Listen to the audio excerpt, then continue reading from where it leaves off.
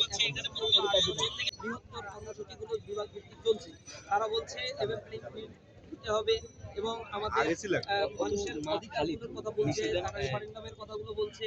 গণভোটটা এটা অধিকার ছিল, কারণ আমরা দেখেছি যাওয়ার পরে এই নির্বাচন কমিশনের অধীনে একটা উপজেলা নির্বাচন হয় না। একটা উপজেলা নির্বাচনের দাবি করা হয়েছিল, ইউনিয়ন পরিষদের নির্বাচন আগে দাবি করা হয়েছিল। আমরা বলেছিলাম অন্তত একটা বিভাগের নির্বাচন দিয়ে টেস্ট করা উচিত যে এই সরকার অথবা এই নির্বাচন কমিশন আসলেই ক্যাপাবল কিনা, কিন্তু তারা আমাদের কথা রাখে নাই। সর্বশেষ আমরা বলেছিলাম গণভোটের মধ্য দিয়ে একটা টেস্ট হয়ে যায় সরকার আসলে ফিট কিনা নির্বাচন করার জন্য। এই সরকারের অধিকাংশ যারা রয়েছে তারা এর আগে রাজনীতিও করেনি এবং রাজনীতি বা রাষ্ট্র পরিচালনার ক্যাপাসিটিও তাদের আগে ছিল। সামগ্রিকভাবে তাদের সেই জায়গায় আমরা হতাশ হয়েছি। একটা রাজনৈতিক দলের স্বার্থ উদ্ধারের জন্যই তারা এই সকল দাবি দেওয়া তাদের মেনে নিয়েছে। এর বাইরে প্রশাসনের মাঠ পর্যায়ে যে অবস্থানগুলো আমরা দেখতে পাচ্ছি, তারা হত্যাকাণ্ড ঘটিয়েছে। আমি এর আগেও বলেছি 200-র অধিক মানুষকে তারা হত্যা করেছে, মিটবোর্ডের সামনে পাথর মেরে মানুষকে হত্যা করেছে, প্রকাশ্য দিবালোকে কুপিয়ে তারা মানুষকে হত্যা করছে।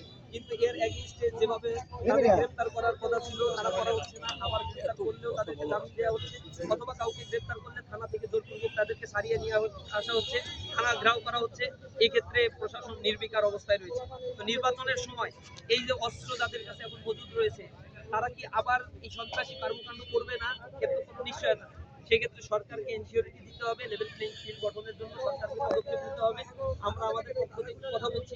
তবে যারা চাঁদাবাজি করছে, সন্ত্রাস ছড়াচ্ছে, তাদের জন্য আমাদের স্পষ্ট বার্তা, চাঁদাবাজি করে সন্ত্রাসী কার্যক্রম করে তারা যদি মনে করে সামনের নির্বাচনকে প্রভাবিত করে হাসিনার মতো একটা পাতানো নির্বাচন আর ভোট চুরি করে তারা ক্ষমতায় যেতে পারবে, এগুলো তাদের দিবাস্বপ্ন। কোনো জায়গায় আর বরদাস্ত করা হবে। কিছুদিন আগেই যারা জীবন দিয়েছে সেই রক্তগুলো আমাদের চোখের সামনে এখনো ভাসছে। সেই যুবকরা এখনো আমরা রয়েছে এই জমিতে।